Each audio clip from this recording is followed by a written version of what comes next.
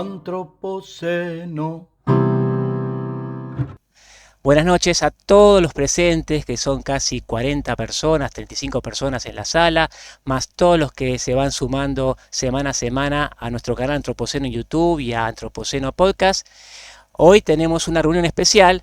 La semana pasada surgió la invitación de esta persona muy querida para nosotros y acomodamos la agenda justo después de las elecciones. O sea que el tema hoy va a ser las claves de un proceso electoral fragmentado, complejo y disruptivo. Si ustedes ya posiblemente lo están viendo en la sala, nos referimos a nuestro amigo Fabio Kerglas, un hombre de 58 años, hijo de inmigrantes árabes, casado, 2 hijos, vivió algún tiempito en Corrientes, es diputado nacional por la provincia de Buenos Aires, ya hizo su primer mandato entre el 2017 y el 2020 y ahora está por el segundo mandato que le quedan 2 años más. Abogado de la UBA, hizo 2 magisterios, un magíster en gestión de ciudades en la Universidad de Barcelona y otro de internacionalización del desarrollo local en Bolonia. Escribió un par de libros, yo tengo detectado el de qué es el desarrollo local en el 2008 y de construir el populismo en el 2022, y también es director en la maestría de ciudades de la Universidad de Buenos Aires. Con nosotros, Fabio Kerglas. Bienvenido, Fabio. Bueno, un gusto muy grande estar acá con ustedes. La verdad que les agradezco a todos los que se hicieron un tiempo para venir a escuchar esta conversación de un proceso que lo estamos viviendo en tiempo real. Por lo tanto, yo les pido una cierta indulgencia sobre las cosas que voy a decir. No están escritas en piedra, digamos, son reflexiones un poco en borrador, porque si bien los hechos ya se suscitaron, los hechos más significativos, el proceso electoral y la elección, pero probablemente el verdadero significado de lo que ha ocurrido lo podamos dimensionar con el paso del tiempo y a medida que se despliegue un fenómeno político del cual, en mi manera de ver, sabemos bastante más de lo que sabíamos hace un año, pero seguramente relativamente poco en términos de lo que debemos saber para juzgarlo en plenitud, digamos, ¿no? Dado que en principio solo lo conocemos en un modo, que es el modo electoral, el modo campaña electoral, explícitamente, que como lamentablemente todos sabemos, en la competencia política el modo campaña electoral no es la única faceta, digamos, en la que se expresa la caracterización política de un grupo político, un personaje, de un conjunto de ideas o de una organización política. Yo tomé tres elementos de índole sociológico y cultural para enmarcar el análisis, para no caer en lo que yo trato de evitar todo el tiempo. Puede surgir en las preguntas alguna pregunta, no me fastidiaría ni mucho menos, pero correrme del análisis particularista, digamos, ¿no? Es decir, si en la mañana del miércoles Macri, en vez de ir para la izquierda, iba para la derecha, si Patricia Bullrich en el spot tal, en vez de poner una cárcel, hubiera puesto un hospital, todo, eso me parece, todas esas cosas tienen un significado, no son irrelevantes, digamos, pero a los efectos de mi análisis he tratado de dejar de lado las cuestiones particularistas para tratar de ver si podemos dilucidar un verdadero movimiento en la sociedad argentina que no se explica por un hecho ocasional, por un spot, por una ocurrencia, sino por algo más consistente, por algo profundo que quizás o no veíamos, o si veíamos no le dábamos la dimensión que le teníamos que dar, o aún dándole la dimensión que teníamos que dar, no hemos podido decodificar cómo se convivía políticamente con estos cambios que yo voy a señalar ahora.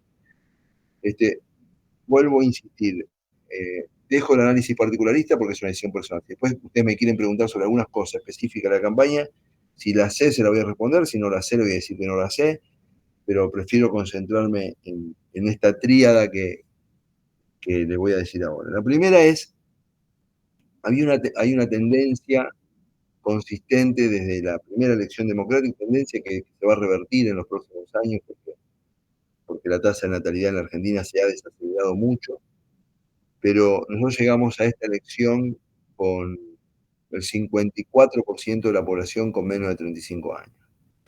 O sea, con probablemente 2/3 de la población sin tener cabal conciencia de lo que fue el cierre del acto icónico de Alfonsín en la 9 de julio, digamos, ¿no?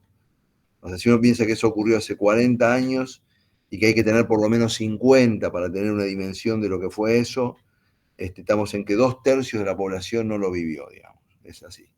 Entonces, ¿por qué digo esto? Esto es muy importante porque alguna fuerza política, incluso la que yo participo y la que yo soy, pero también al peronismo, etcétera, han desgastado lo que yo llamaría una recurrencia revisionista sobre su identidad política, ¿no? O sea, una insistencia de construir el centro de su identidad política en un hecho revisionista, y me parece que ahí no, hay como un desvío de la energía política, y quizás el único revisionismo eh, socialmente útil que estuvo vigente en esta campaña fue el revisionismo de los 90, digamos, ¿no? Esa idea de esos 8 o 9 años de estabilidad económica que terminaron en un fenómeno de hiperdesocupación, pero que en cualquier caso se constituyen en una verdadera isla, en un mar de inestabilidad macroeconómica argentina, y que fue explícitamente reivindicado más de una vez por el candidato Milei, y desde muchos lugares, más justos o menos justos, más agudos, menos agudos, de la corrección política, de la incorrección política, en lo que yo llamo una banalización de los 90, ¿no? O sea, mi teoría es que los 90 merecían un juicio justo, el centro, digamos, la inteligencia política de los partidos no estuvieron en condiciones de dárselo, digamos, decir, bueno, en los 90 se hicieron cosas mal y cosas bien, y de los 90 deberíamos aprender más que satanizar o festejar, y eso no existió, y ese afán revisionista es uno de los elementos del mensaje político, de la cultura política que más alejó, a comillas, a lo que podríamos decir la casta, al sistema político tradicional, de los problemas de un pibe que, como me dijo mi sobrino, que tengo 24 años, tío, si hace 12 años que la Argentina no crece, desde que yo tengo uso de razón no crece. ¿No? O sea, después todo lo demás, contame, que qué sé yo, la surungundanga. Lo que quiero decir es, ahí hay un punto de esta desconexión con cómo nosotros hablamos con personas de nuestra pertenencia social, de nuestra edad, de nuestra forma de consumo, de nuestros circuitos de pertenencia, y componemos el mundo es ese para nosotros, ¿no? Y efectivamente, este dato sociodemográfico era muy demostrativo de que teníamos una semántica política desacoplada, probablemente hasta del lenguaje con el que se comunican los menores de 35 años. Yo acá voy a poner un asterisco y voy a contar una pequeña anécdota personal que me va a llevar un minuto y ustedes la van a entender, ¿no? Yo recorro el interior de la provincia de Buenos Aires en una camioneta en la que normalmente me la maneja un joven de la Juventud Radical, que yo tengo una lista de 7 u 8, siempre hay uno que me puede llevar, y voy llamando, y entre el primero y el tercero ya hay uno que me lleva, porque para ellos ir con un diputado, van hablando de política, etc. Y yo tengo una regla, que es que el que maneja manda, ¿no? O sea, paramos cuando él quiere, vemos lo que él quiere, qué sé yo. O sea, el que maneja manda. Y ponen música. En la regla del que maneja manda ponen música, la música que ellos quieren, y ponen trap, por lo general, ¿no? Y esto voy a hacer un comentario que no se me malinterprete si me gusta el trap, no me gusta el trap. Eso no importa, es irrelevante. Yo no lo entiendo. No importa si me gusta o no me gusta. No sé, no entiendo lo que dice. Yo le digo, pará, explícame lo que están diciendo.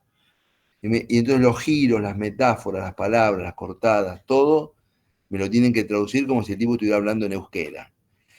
Y después cuando me lo traducen lo paso a entender. Y entonces yo adentro mío no se lo digo, lo pido, digo, pensar que yo represento a gente que no la entiendo, ¿no? Entonces yo digo, ahí hay una disrupción que tiene las dimensiones de lo que tuvo la disrupción sesentista, ¿no? En los 60 los viejos usaban traje, escuchaban tango, los pibes usaban jean y escuchaban rock, y ese fue un corte que pensamos, no fue así siempre. En el año 2000, un papá de 50 años y el hijo de 20 iban a escuchar junto a Charlie García, con el mismo peinado, con el mismo jean. O sea, eso fue fuerte en los 60, después no fue más, después hubo un acercamiento transgeneracional, estético, cultura, consumos, etcétera. O sea, la idea de que estaba mal visto entrar con el cigarrillo a la casa o que la chica use minifalda, ese fue el shock sesentista. Después eso desapareció. En los 80, en los 90, los pibes fumaban adentro de la casa, la chica usaba minifalda, se acabó. Pero ahora estamos ante una situación de una disrupción sociocultural, entiendo yo, por lo menos de esas dimensiones, digamos, de los que estamos en otra edad, no estamos pudiendo entender lo que pasa, y tiene características no solo culturales, sino también materiales de las que vamos a hablar. Bueno, primer punto, esta elección se votó con esa demografía, ¿no? Esa gente, votaron ellos, digamos, ¿no? El segundo punto es que la Argentina en los últimos 25 años, números redondos, produjo un cambio muy profundo en su estructura social. Y no digo en los últimos 40, digo en los últimos 25 y voy a explicar por qué. Porque hasta que entra en recesión la convertibilidad, o sea, hasta el 98, la Argentina, inclusive todos los informes cualitativos de Oliveto, etcétera, el 85, el 90%, en algunos el 80% de las personas a la pregunta espontánea, ¿usted a qué clase pertenece? Decía a la clase media.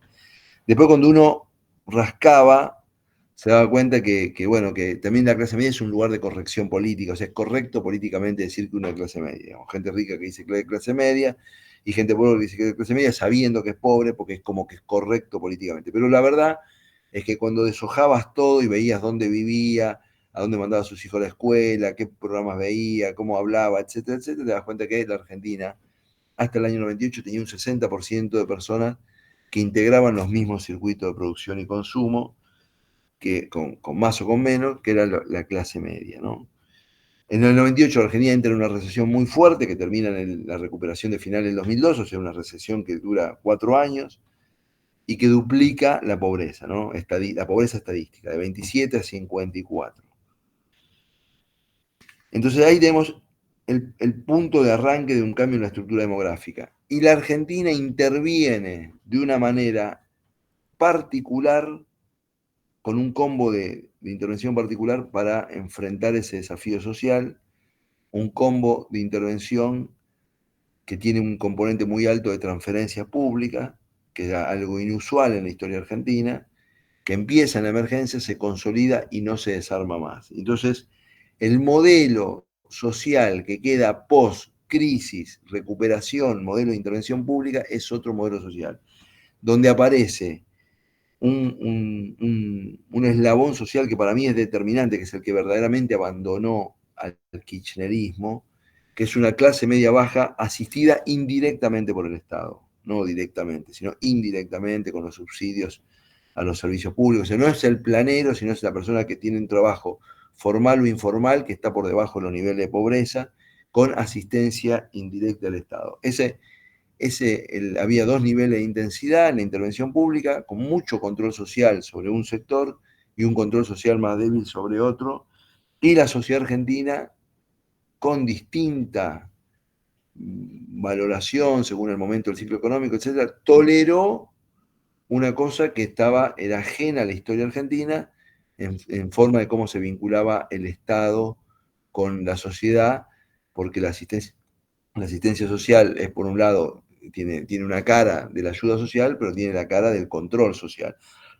Y la politización de la ayuda social es el cierre de este ciclo de 25 años que nos da que fuimos a votar con una estructura social muy distinta y que creíamos muchos, incluido yo, que había un voto, un voto muy controlado por el kirchnerismo, impermeable, y esto dialoga con el tercer punto. Primer punto, lo etario. Segundo punto, la estructura social.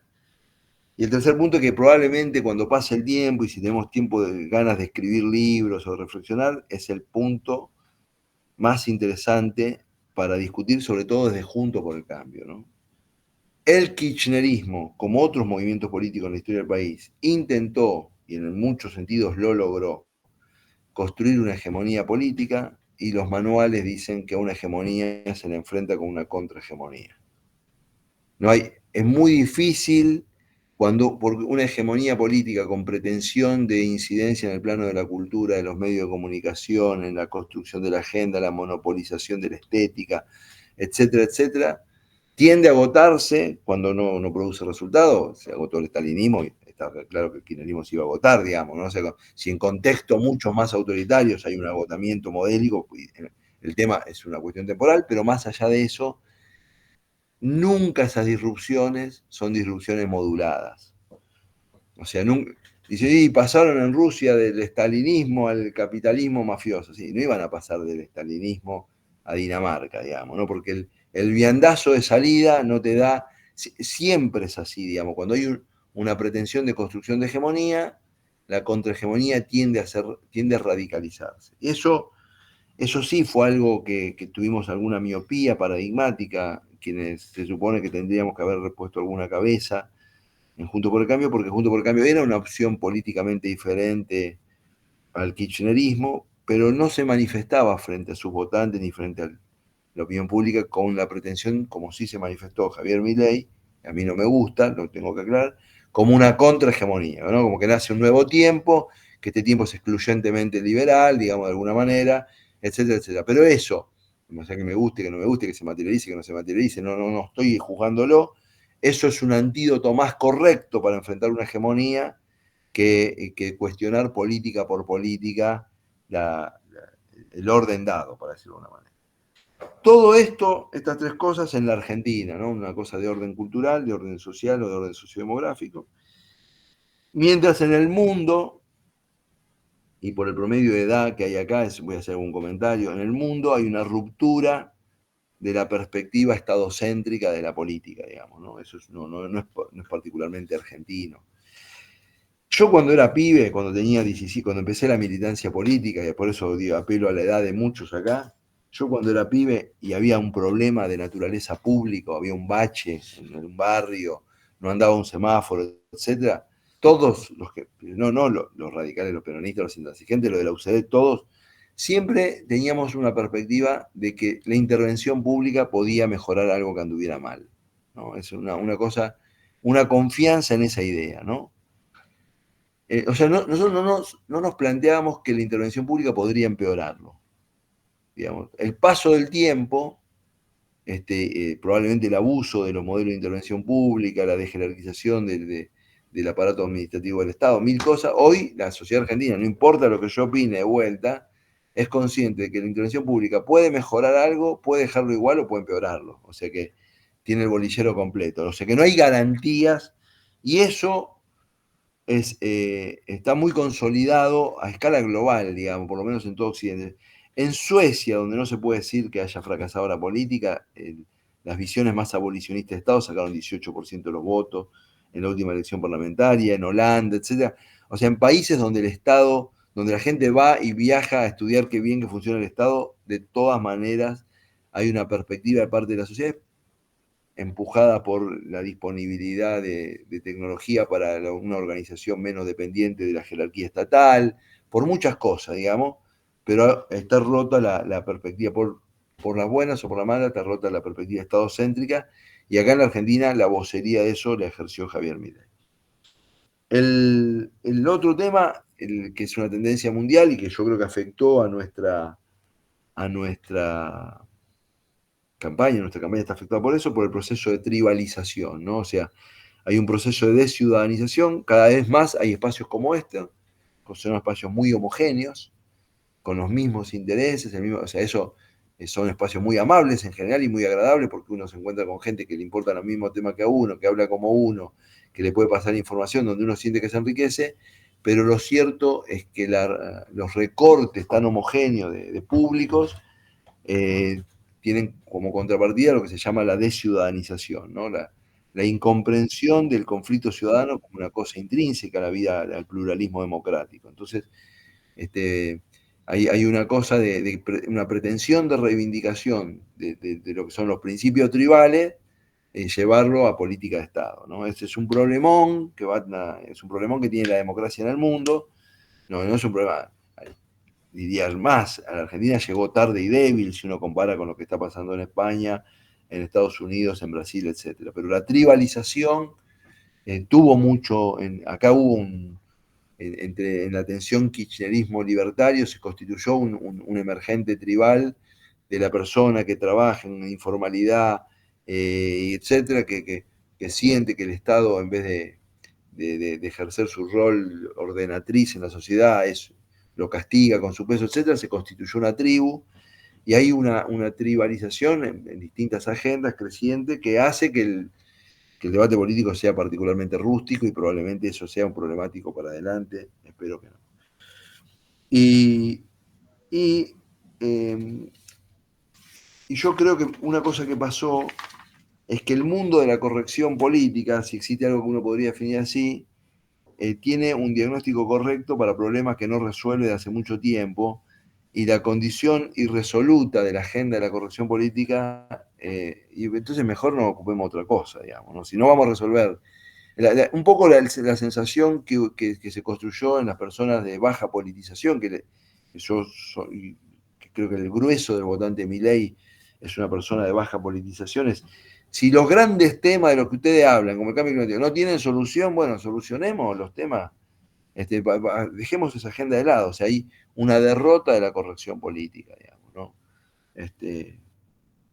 Agrego 3 puntitos que me importan más a mí, no sé si le importa a ustedes, porque yo por mi pertenencia al radicalismo. El radicalismo, a todo eso, el radicalismo le agrega 3 problemas más. Un problema es que el núcleo central de su mensaje político, el núcleo central del mensaje institucionalista del radicalismo, como está resuelto, es irrelevante políticamente, digamos. En la Argentina no mueren periodistas a los balazos, no se intervienen los Estados nacionales, la Corte a veces vota a favor, a veces vota en contra, los periodistas insultan al gobierno sin riesgo, bueno, Argentina tiene problemas latinoamericanos de orden de la estructura socioeconómica, pero la agenda ochentista, podríamos ser mejor, institucionalmente podríamos ser mucho mejor, sí. Pero groseramente, gana la oposición y se asume el poder, sí, gana, y toda la fantasía en la Argentina hay microfraude, sí, hay microfraude, como hay microfraude en otros países, pero no resuelve una elección presidencial. Entonces, el radicalismo agotó o sea, murió de éxito ese discurso, digamos, y seguir repitiéndolo como una cantinela no solo es aburrida, sino que quita energía para resolver los verdaderos problemas que hay ahora, que son un montón, que tienen que ver con la equidad, el desempleo, las condiciones de la mujer en el mercado laboral, el acceso a suelo, el orden federal en la Argentina, el desarrollo económico, etcétera. Entonces, pero ahí hay un tema. Segundo tema es que estéticamente, olvidémonos del mensaje, estéticamente, inclusive el radicalismo es un partido de clase media, y es difícil ser un partido de clase media en un país que se queda sin clase media.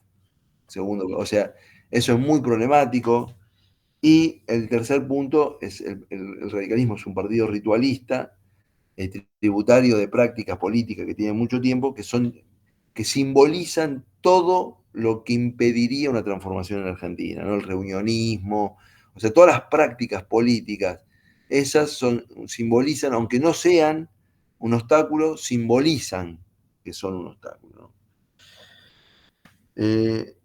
Acá viene un gran tema que me parece que es el tema del futuro, para no hablar todo del pasado, del proceso electoral, es que mientras los que nos dedicamos a la política, y esto, lo que voy a decir, lo vieron en la tele, todo el tiempo, una de las cantinelas del pedido nuestro, del voto a Bullrich, era el cambio que era posible porque teníamos 10 gobernadores, mayorías electorales, etcétera, frente a la posibilidad de la ingobernabilidad y de todo eso.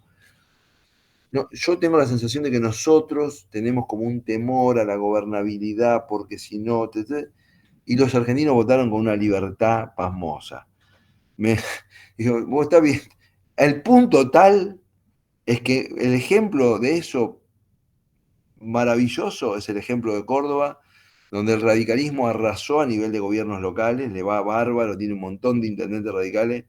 Schiaretti y Yarlora arrasaron en la estrategia política y Milei arrasó en el gobierno nacional. O sea que los cordobeses en las 3 instancias votaron a 3 personas diferentes y lo hicieron en total libertad. Y toda la cantinela de la gobernabilidad evidentemente no permea porque la gente no cree que el problema de la gobernabilidad sea tener no sé qué en el Congreso los gobernadores. Ellos creen que el problema, para bien o para mal, yo creo que se equivocan en un punto, que no tener mayorías parlamentarias es un problema.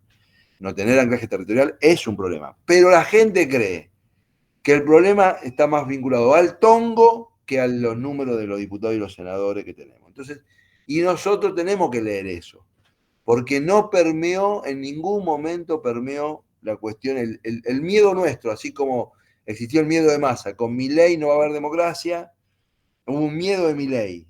Si siguen estos chorros son una hegemonía de 20 años, y el miedo nuestro. Cada uno jugó su miedo. Si votan a Milei, que era el cambio extremo, no va a haber gobernabilidad. Los 3 jugamos nuestro miedo y prevaleció creo yo, sin duda el miedo que puso Milei arriba de la mesa, se construye una hegemonía política que dura 20 años. Ese miedo fue el miedo que le ganó a los otros dos miedos. Ahora, la sociedad argentina votó con esa libertad, para decirlo de una manera, pero yo creo que acá está la clave de bóveda del futuro y no me pidan respuesta, porque si tuviera respuesta sería premio Nobel, ¿no? Yo creo que hay licencia social para el reformismo, digamos, para llevar adelante reformas. Ahora hay que administrar esa licencia social para que ese impulso reformista no se vea truncado, digamos, ¿no? Y ese es un tema. ¿Quién tiene la habilidad política para gestionar eso? Digamos? Ese es un dato para mí clave. Para mí hay licencia social. De hecho, esto no es comparable con lo de Menem, porque Menem ganó diciendo que la revolución productiva, que el salariazo. O sea, Milei está obligado a llevar un programa de reforma profundo porque ganó diciendo eso. O sea, él no lo ocultó en ningún momento, ni mucho menos. O sea, tiene un voto para llevar adelante un programa de reforma. El tema es si hay el conjunto de habilidades políticas para, lo vamos a decir en barrial, ni cebarse, ni caer en alguna provocación, ni leer mal los resultados electorales, porque en definitiva él en la primera vuelta sacó 30% de los votos, digamos, si bien los votantes de Bullrich y muchos votantes de la Reta también eran reformistas, pero de otra intensidad, con otra agenda en lo sociocultural. Por ejemplo, yo considero que es un error poner hoy en agenda el tema del aborto, digamos, ¿no? Pero es una opinión personal. ¿Por qué? Porque hay otras urgencias, nada más por eso. ¿No? O sea, me parece que está bien que la gente que está en contra del aborto diga lo que quiera decir, etcétera, pero en el lío de reforma del Estado, negociación de deuda, actualización tarifaria, etcétera, tener la calle llena por el debate del aborto también me parece, bueno, es mi opinión.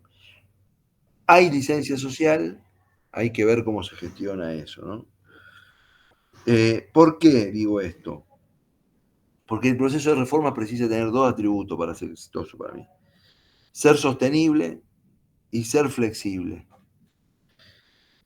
La opinión pública, no hay ninguna fuerza en una democracia más fuerte que la opinión pública, pero la opinión pública es volátil y las estructuras políticas son estables. Ese es un apotegma que tendría que ponerse Milei en la pared, decir, ¿no? Cada vez que le digan, no, pero esto mide 72. A mí una vez me contó una anécdota, lo puedo decir acá, una vez me contó una anécdota Alfonsín en primera persona y me dijo, mira, Fabito, a mí me decía Fabito, yo me tiraba un flato y la gente decía qué lindo olor que tiene, en el 84 y en el 85. Y después, en el 87, me hacían acordar, ¿se acuerda el flato que se tiró en el 84? La opinión pública es muy volátil y por eso un programa, si ustedes me preguntan cuál es el desafío más grande que nosotros tenemos en el Congreso, es que ojalá que le vaya bien al gobierno de Milei, pero seguramente en algunas cosas irá bien, otra mal, otra más o menos, otro funcionario, ¿no? 4 años son mucho tiempo, que al terminar los 4 años los que lo quieran apoyar lo apoyen y los que no lo quieren apoyar no estén condenados a volver al kirchnerismo. O sea, que en la Argentina se construya una articulación política que rompa la lógica pendular, digamos. Es decir, ¿cuál es la medida del éxito de lo que queda del espacio de Juntos por el Cambio? Sería ese.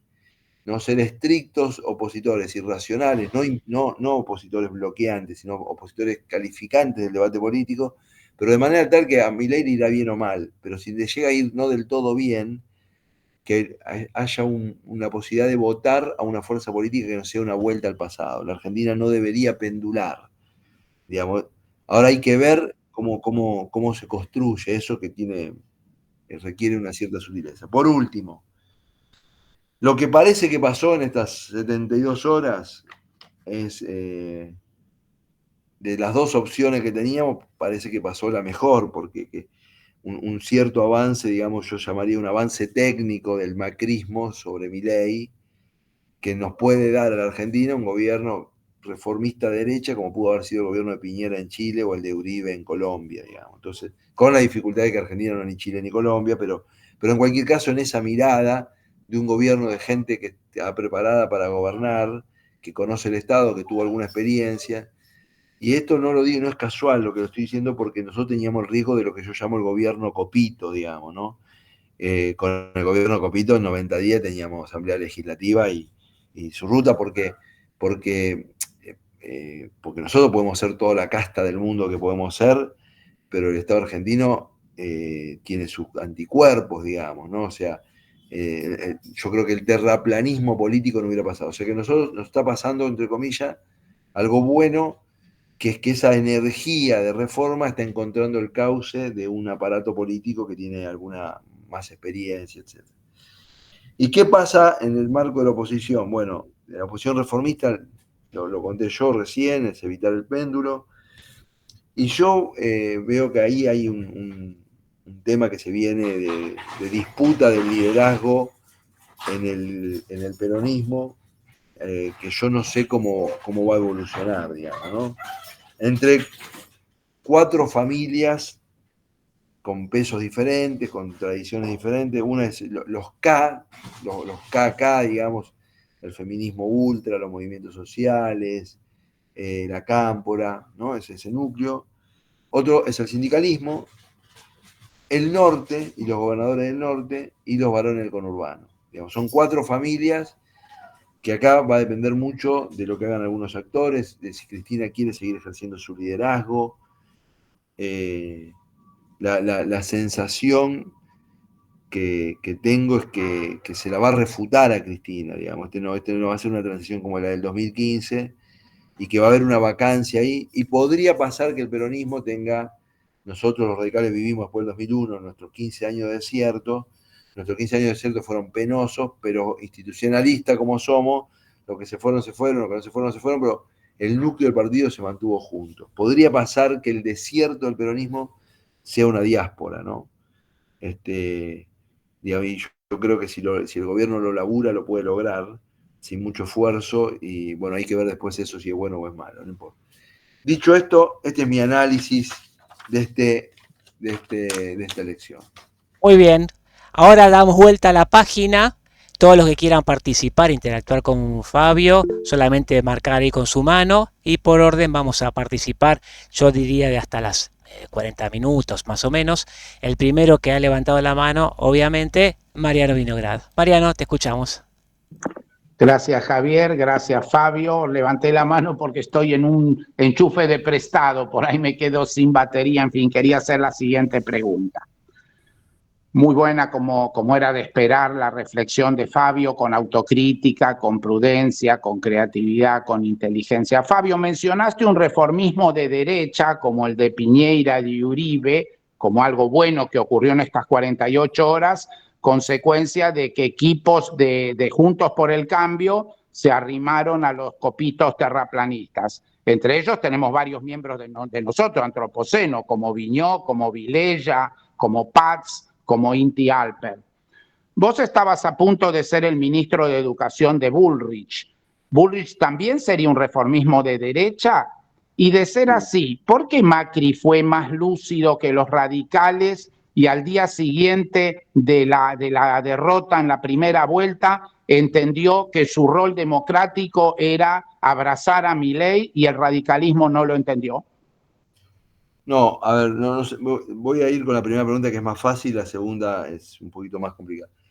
No, yo creo que sí, que Bullrich, de hecho, esto es una opinión muy personal, yo creo que el programa de Bullrich era un programa mucho más reformista que el de Milei, pero no porque sea mejor, digamos, sino que simplemente al ser una convergencia de 4 partidos con muchos equipos, por ejemplo, Milei, hay un montón de temas que si uno mira sus cosas, no tiene una propuesta, y Bullrich tenía una propuesta que incluía con más o menos intensidad cambio sobre todos los aspectos prácticamente de la vida nacional, digamos, ¿no? Entonces era un programa muy consistente, y ella, si bien ella no lo logró personalizar en el debate, etcétera, pero ese era el programa de ella, digamos, y ella cuando uno está en mano a mano con ella no lo obstaculiza, y tiene la vocación de que la Argentina tiene que cambiar, digamos.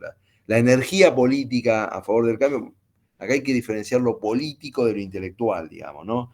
Entonces, yo creo que en términos políticos, Patricia es una política del cambio, ¿no? En términos intelectuales, es probable que ella se respalde sobre otros tipos, que son los que diseñan, los que reflexionan, etc. Yo lo viví en primera persona, lo puedo decir, en materia educativa, a medida que yo producía documentos, cosas, etc., muchas muy agresivas en términos de cambio, digamos, y ella nunca fue un obstáculo, digamos, ¿no? O sea, siempre hablábamos y siempre, si vos pensás que este cambio es lo que hay que hacer, metele cambios en el financiamiento, un montón de cambios, es una política del cambio, yo ahí la veo muy integrada al núcleo Macri-Bullrich, mucho más integrada de lo que yo pensé, digamos, ¿no?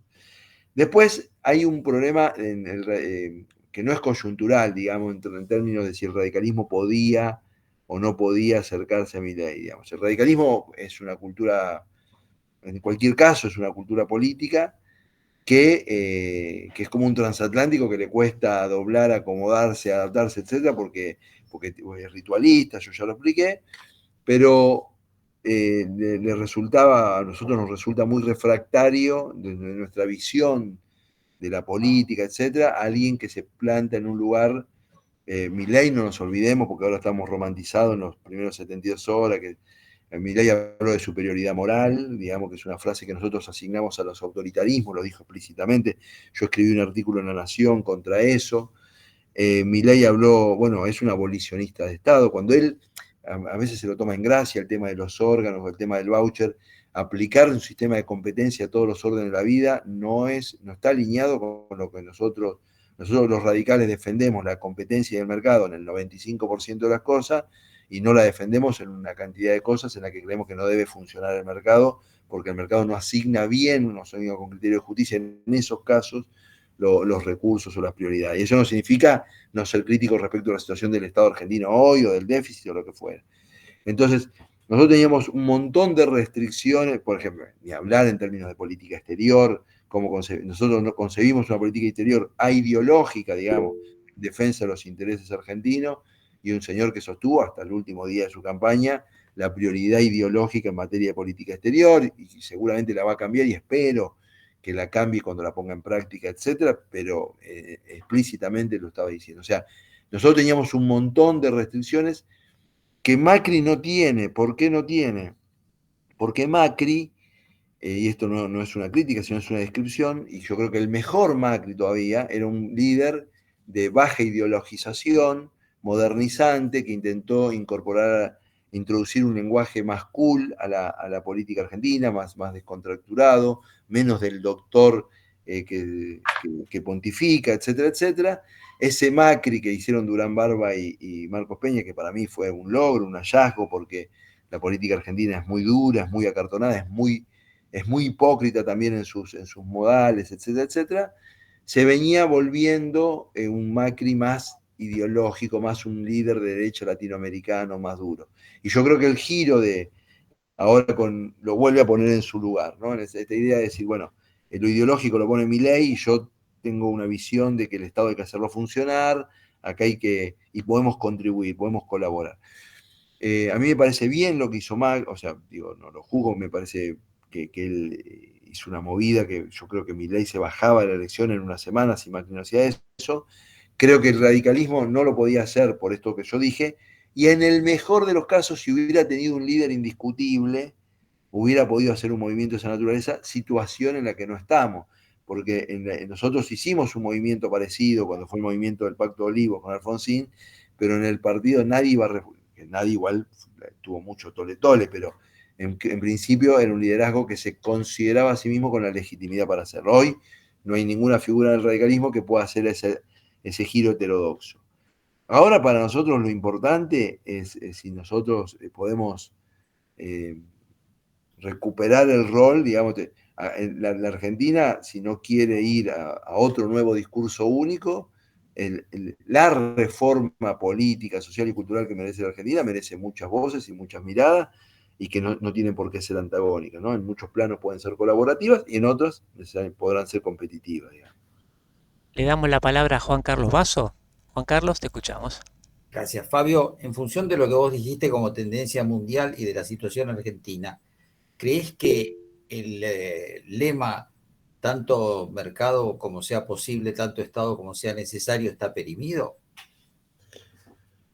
Mirá, sería objeto de otra charla de antropoceno, ¿no? La estatidad, el Estado, digamos. Primero, ha habido un desvío, que es la idea de considerar al Estado como el monopolio de lo público, ¿no? O sea, hay espacio público fuera del Estado. Bueno, acá lo tenemos a Raúl Zavalía, por ejemplo. Hay mucho espacio público fuera del Estado, digamos, ¿no? Organizaciones, credos, familias, etcétera, etcétera. Y la verdad es que esta visión estadocéntrica también ahogó todas esas expresiones o tendió a condicionarlas y no entendió la riqueza de la ecología en la diversidad, de que hay cosas que resuelven mejor otras organizaciones que no son las organizaciones estatales y que el Estado puede cumplir muchas finalidades públicas apoyando a otros y no haciendo directamente muchas cosas, etc.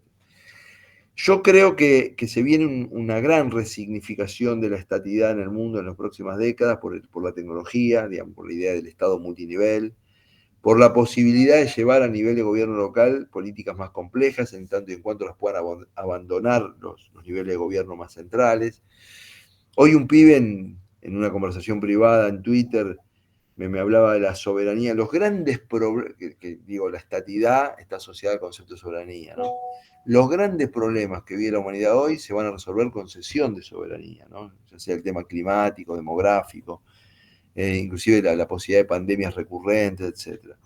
Por lo tanto, está en discusión el tema del Estado. Ahora, te hago una observación que no es una corrección, Juan Carlos, porque circuló. Yo fui a buscar la fuente de esa frase, que es el documento de Bad Godesberg de 1954, donde el Partido Socialdemócrata Alemán se transforma en un partido no marxista, ¿no? Y la traducción literal sería esta. Tanta competencia como sea posible, tanta planificación como sea necesaria. O sea, no usa la palabra mercado y Estado. Usa la palabra competencia en vez de mercado y usa la palabra planificación en vez de Estado, ¿no? Entonces cambia un poquito el sentido. Tanta competencia como sea posible y tanta planificación como sea necesaria. Yo creo que va a estar en cuestión de todas maneras. Bien. Este jueves tenemos a Adolfo Storni invitado y ahora le damos la palabra a él. Adolfo, te escuchamos. Ahí me escuchan, no. Perfecto. La consulta es a Fabio, que me encantó la presentación, súper lúcido, original, interesante. La pregunta es: ¿quién ve liderando el radicalismo y al peronismo en los próximos años o meses? Bueno, el radicalismo está difícil porque las personas que sacan la cabeza no gozan de la legitimidad para construir un liderazgo, para mí. Yo creo que hay que bajarle la lupa. Este es un optimismo radical consuetudinario que yo tengo. Hay que bajarle la lupa y mirar con atención a una nueva generación de jóvenes radicales. Bueno, Rodrigo Loredo sería el ejemplo así que salió más a luz, pero Rodrigo, Francisco Monti, Martín Arjol, hay una camada de jóvenes radicales, jóvenes menores de 50 años, me refiero a eso, ¿no? Interesantes. Y yo creo que antes de buscar el liderazgo, en el caso del radicalismo, nosotros tenemos que buscar el sentido hoy, ¿no? O sea, nosotros, esto cuando digo, se agotó el discurso ochentista, ¿no? Y Argentina tiene, por ejemplo, que hacer una reforma territorial para poder albergar en el país en los próximos 30 o 40 años 150 millones de personas. Deberíamos proponernos de vuelta ser el destino de emprendedores y perseguidos del mundo y una Argentina potente que da prosperidad, posibilidades, etc. Esa discusión acerca de cómo hacer eso, digamos, es una discusión que tiene más sentido que la discusión. Si se puede mejorar el sistema de la boleta única, yo escucho todas esas cosas, yo estoy a favor de la boleta única, quiero aclarar, y de ficha limpia, pero me da una sensación de una discusión muy adentro de la caja. El radicalismo debería proponerse correr en este programa reformista, ser el aspecto más vanguardista del programa reformista, ¿no? De todas maneras, porque aparte, hoy pasaron 72 horas y estamos un poco relajados de que no sigue gobernando el kirchnerismo, muchos, pero la tiene jodida Milei, pobre. O sea, la tenemos jodida los argentinos. Tenemos un déficit fiscal brutal, el tema de las LELIQs, caído el acuerdo con el fondo, atrasadas las tarifas. Va a haber que transpirar mucho. Y en ese sentido, porque si no, es como el relato la olla de leche, el relato siciliano, que la mujer dice, la vendo, después hago un queso, después compro 2 ovejas, y se patina y se le cae el reformismo tiene que tener una vocería plural y amplia para poder tener sostenibilidad, ¿no? Para que si le va mal al gobierno en una iniciativa, no se planche. Yo, por ejemplo, hoy en retrospectiva, siempre siento como un dolor, yo era muy pibe y no tenía ninguna influencia, pero por ejemplo, el gobierno de Alfonsín, cuando pierde en marzo del 84 el debate de la democratización sindical, yo tengo la sensación en retrospectiva que frenó todo su ímpetu reformista. Que como que fue un shock, o sea, ese baño de realidad, bueno, hoy no nos debería pasar, digamos, ¿no? Tenemos que saber que son 4 años de gobierno, que la Argentina necesita reformas, que hay que conversar con la gente, que hay que instalar en la opinión pública que las reformas pueden tener un tiempo de maduración, que no hay que apresurarse a juzgarlas, no sé. Y en el peronismo, yo creo que el peronismo está más claro, ¿no? Me parece que la lucha va a ser Kicillof dentro del imaginario Kicillof-Grabois, el imaginario kirchnerista. Grabois va a tratar de sacar la cabeza políticamente, y Yárzora dentro de lo que es el peronismo tradicional. Tenemos en la lista a 3 personas. La primera de ellas es Alex Daciano. Alex, te escuchamos.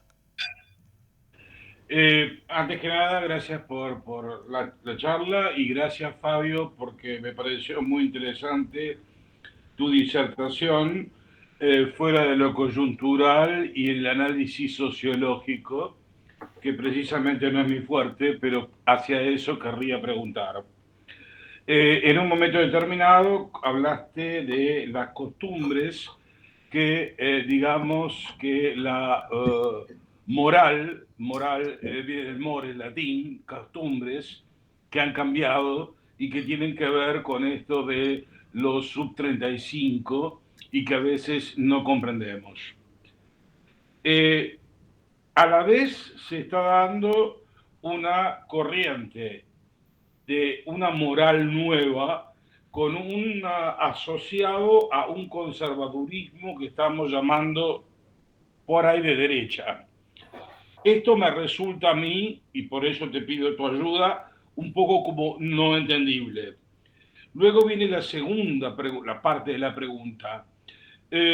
Acá la ética es la que cuestiona estas costumbres, y así como hemos modificado una moral y muchos estamos como outsiders, yo por ejemplo no entendí la moral mileísta, y ahora veo determinados resultados o determinadas definiciones y me gustan como apuntan.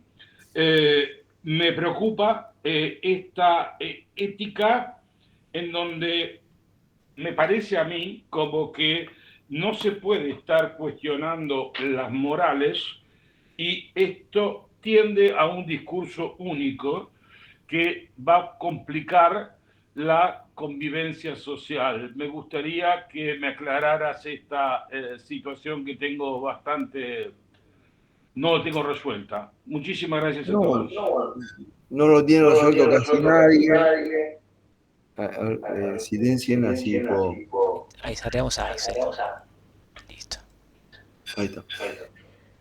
El tema es así, a ver, no, en este momento no hay con claridad, digamos, no es pacífica la situación de un conjunto de valores que ordene la conversación pública, y eso probablemente siga un tiempo más, en la medida en que hasta que nos acostumbremos, por lo menos, a procesar, a convivir con volúmenes de información, con estímulos, etcétera, que hacen de la tribalización la tendencia más natural. Porque cuando yo digo lo de la tribalización es una derivada de que vos buscas en Google cosas sobre Independiente y te viene todo Independiente. Entonces después te queda más fácil, hacerlo más fácil. O sea, y eso hace que se compartan valores de conjunto que no necesariamente expresan a la sociedad total.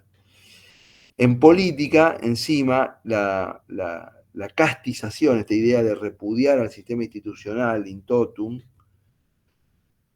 que es una moda mundial, digamos, tiene más o menos fundamento, si en la medida que la política no funciona, tiene más fundamento, digamos, pero se ha consolidado sobre una base de decir, siempre en general, el pensamiento reformista en el mundo ha tratado de pensar cómo mejorar las instituciones para que la sociedad ande mejor.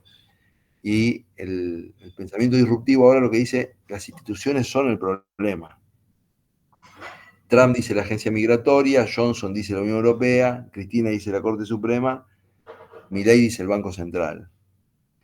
Como hay antecedentes de respuestas institucionales fallidas, es muy difícil decirle, no, las instituciones no son el problema. O sea, corremos con muchas desventajas los defensores de las instituciones, porque hay muchos casos de práctica fallida. Entonces, y aparte es muy difícil defender una institución porque es algo gris, etc.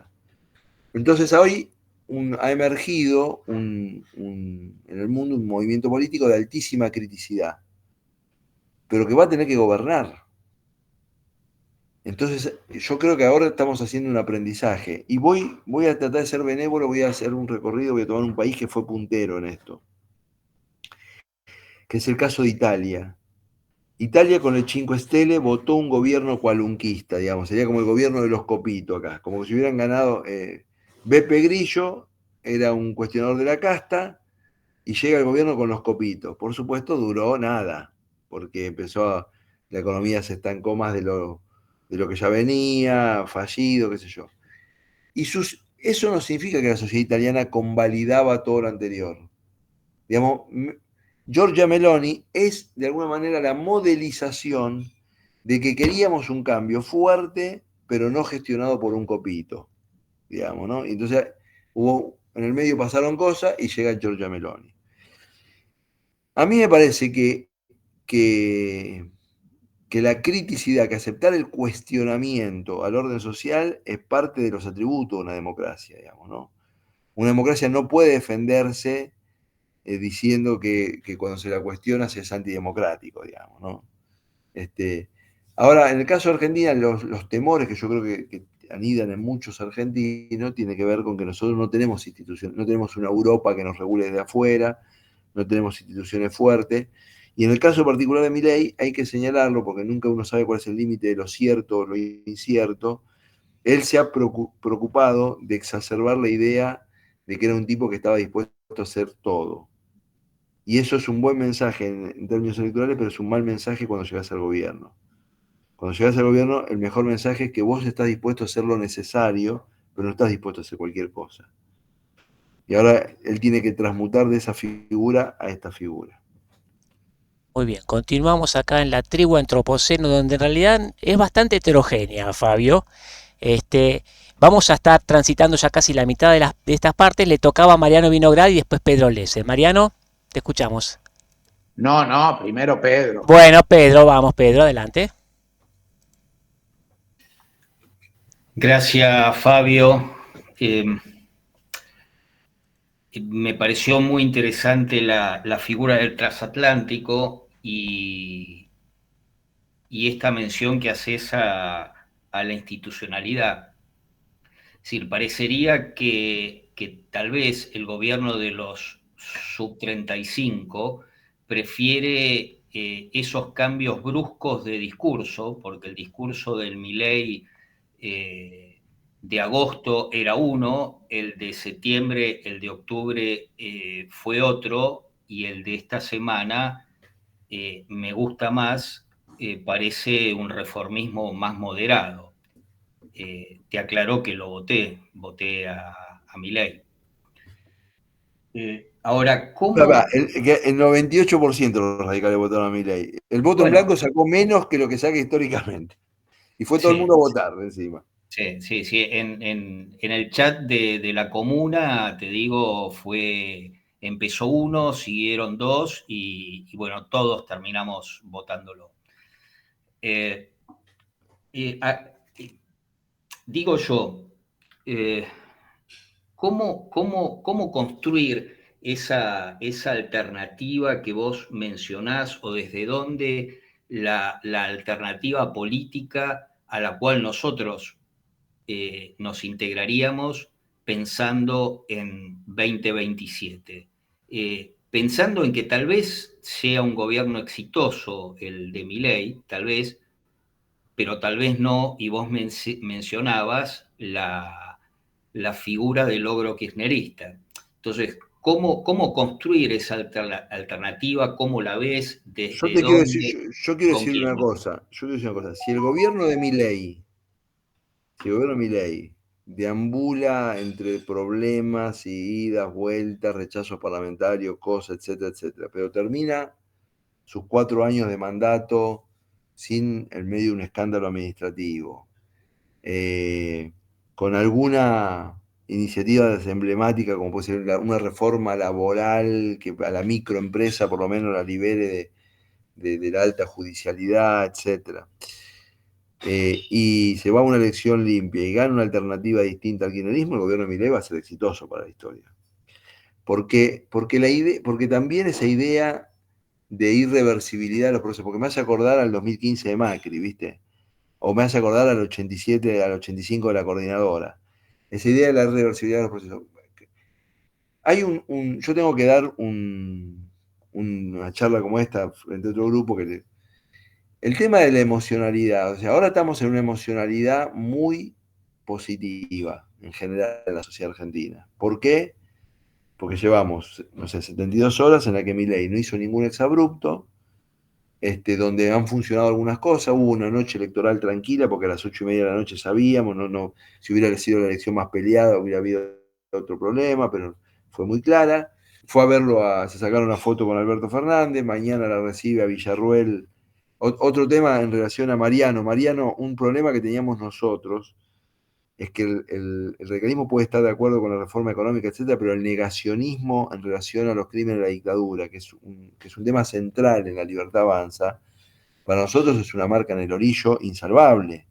O sea, nosotros nos jactamos de lo inverso, digamos, justamente de haber jugado a la Junta, de haber hecho nunca más, etcétera. Y nunca cometimos excesos en esa práctica.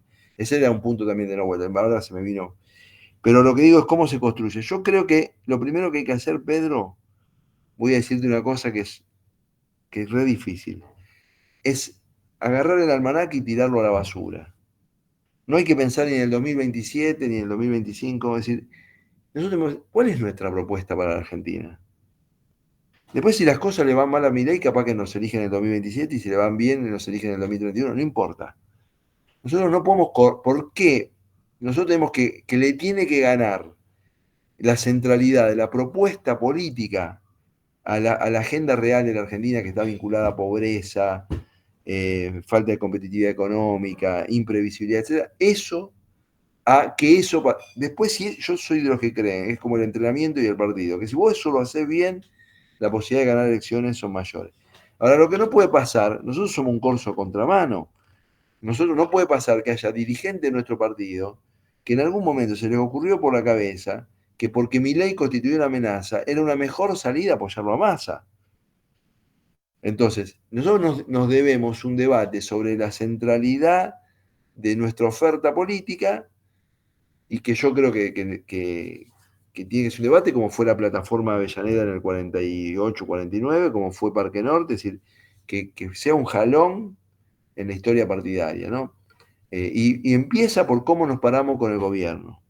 Y yo creo que hay que pararse con el gobierno en el lugar de opositor estricto, pero racional. Ese es el lugar donde hay que pararse. Y no sé si todos los correligionarios están en esa sintonía, ¿no? Muy bien, vamos entonces ahora sí a Mariano Vinograd. Mariano. Sí, sobre este tema del radicalismo. Fabio, dijiste que el peronismo está en el desierto y puede enfrentar una diáspora. 4 tribus, ¿verdad? Los del norte, los del conurbano, los sindicalistas y los hipercamporistas. El radicalismo está igual, ¿no es cierto? O sea, por un lado Morales, que es un amigo de Massa, que ya propuso ir con él en Gualeguaychú. Por el otro lado, Cornejo y Valdés. Por el otro lado, Jacobiti y Lustó. Y por el otro lado, Malamud, Ketglas, la Fundación Alem, la oposición racional. ¿Nos ayudas un poquito a descifrar qué le puede pasar al radicalismo? No, yo creo que el radicalismo está en 2, está quebrado en 2, no en 4. está quebrado en un radicalismo más populista, que Morales, y para mí es Morales, populista elegante, que es el Lustó, Jacobiti, o populista paisano, que es Morales, digamos, ¿no?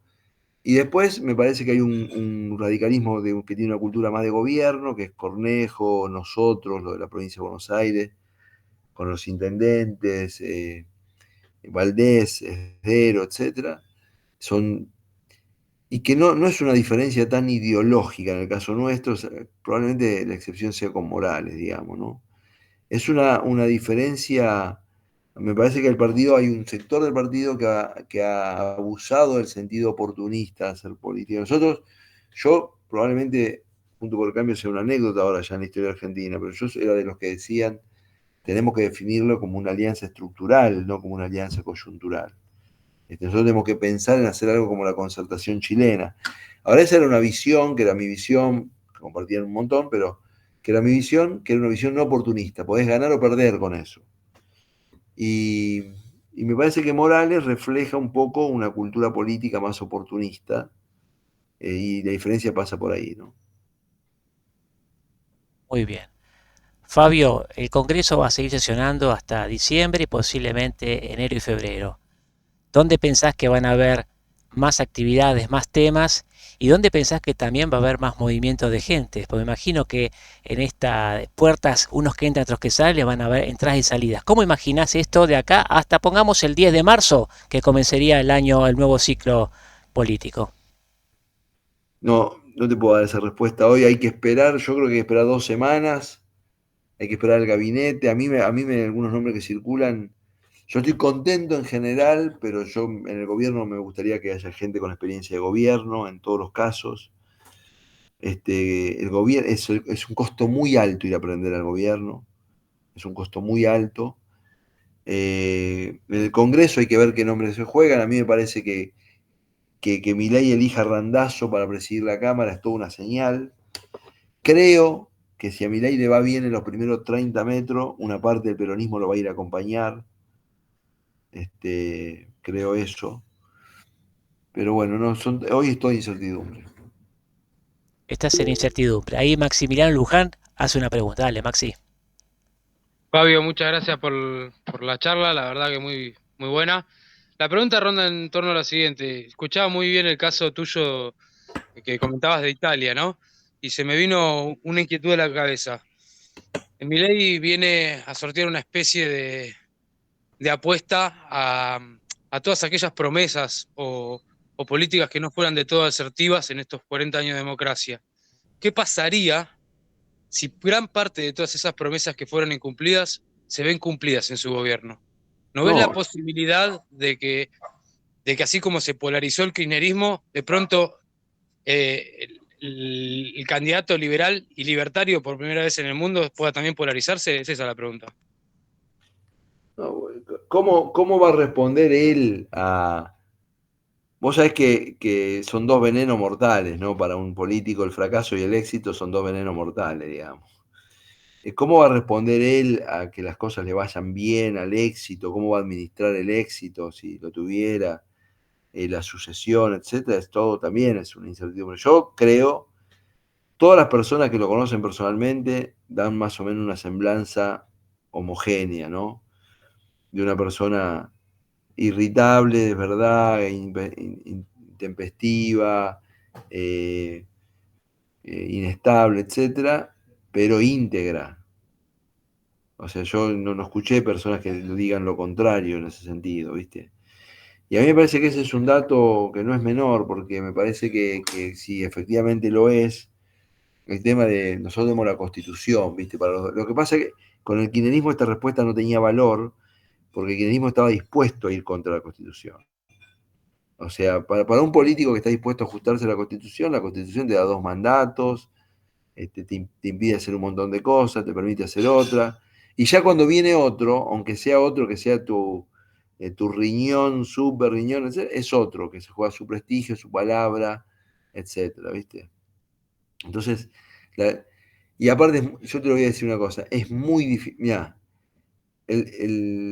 digamos, este movimiento de cambio puede ser mayoritario y consistente en el tiempo. si no se radicaliza. En general, los movimientos que se sostienen en el tiempo es porque capturan público muy diverso. Para capturar público muy diverso tienen que limarse los bordes. ¿Entendés? Si vos querés, no quiero caricaturizar y no lo tomen como, no quiero ser peyorativo, pero si vos querés que la gente tenga misa diaria, etcétera, etcétera, y te vas a ir a un partido del 1%.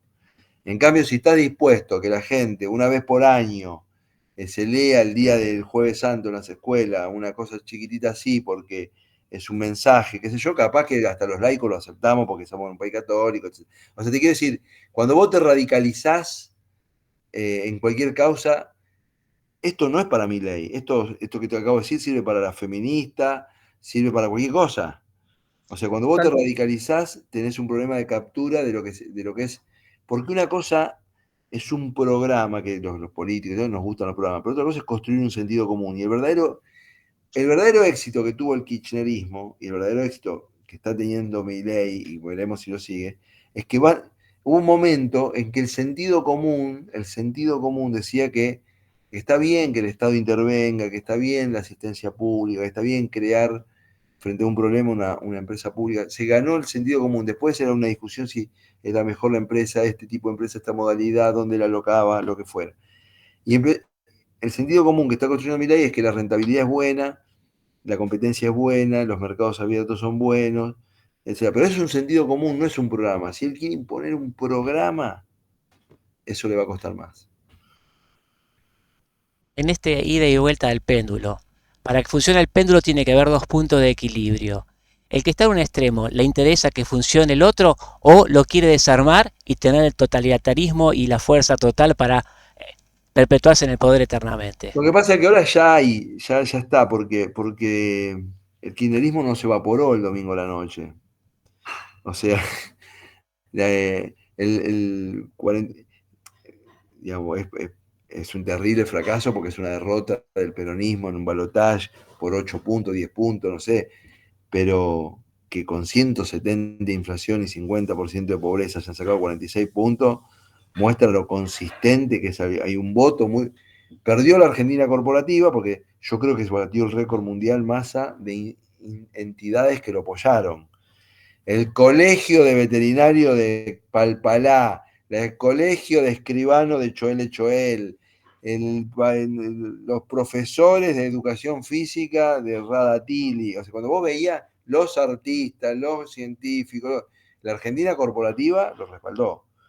Los ciudadanos de a pie perdió, por suerte en una democracia, todos los votos valen uno. Pero lo que quiero decir es, ese polo está, no desapareció. Va a tratar de recomponer, sabe que perdió, pero está. Y el polo emergente tiene que constituirse. Por ahora fue un voto. La pregunta es si de un voto se va a transformar en una fuerza política consistente, no lo sabemos. Tener el gobierno le da mucha ventaja, porque si el gobierno va bien, la fuerza política se constituye, pero no lo sabemos. ¿Y cuánto puede pesar que ahora la vicepresidenta pierda los fueros y que puedan salir a la luz muchos ejemplos de corrupción que realmente sean juzgados? ¿Eso lo va a debilitar o le va a dar una mística mayor para volver a la fuerza otra vez? Sí, pero yo te quiero decir una cosa porque yo lo viví eso, cuando nosotros pensábamos que si jugábamos los militares nos quedábamos a vivir. Por suerte, la sociedad argentina no es una excepción en eso. Si eso ocurre, Cristina tiene tobillera, no sé, o otro funcionario u otro, lo que fuera, al otro, o sea, una semana hay un alivio moral, mirá, funciona, la sociedad argentina da vuelta a la hoja y pago o no pago el alquiler, llego o no llego a comprar las zapatillas a los pibes. Por suerte, no es un problema eso. Seríamos una sociedad mucho peor si nos quedaríamos anclados mirando ese juicio.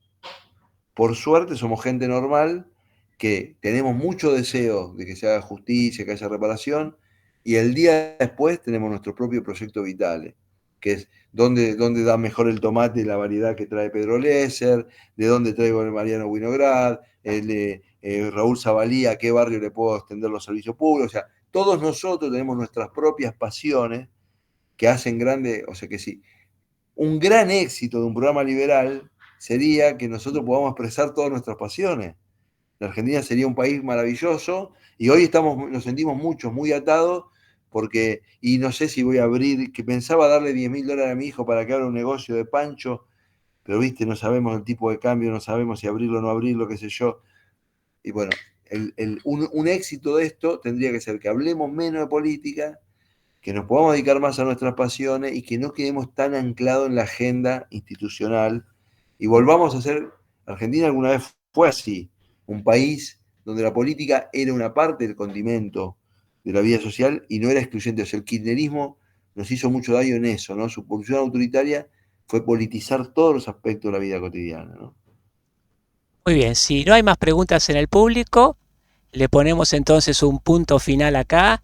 Te pedimos, Fabio, 2 palabras de despedida y cerramos este evento especial de Antropoceno. No, yo nada, solo agradecerles, para mí es un gusto enorme, enorme, saben que pueden contar conmigo cuando quieran, con temas de la política, a mí me gusta mucho esto, la verdad que fue un placer para mí.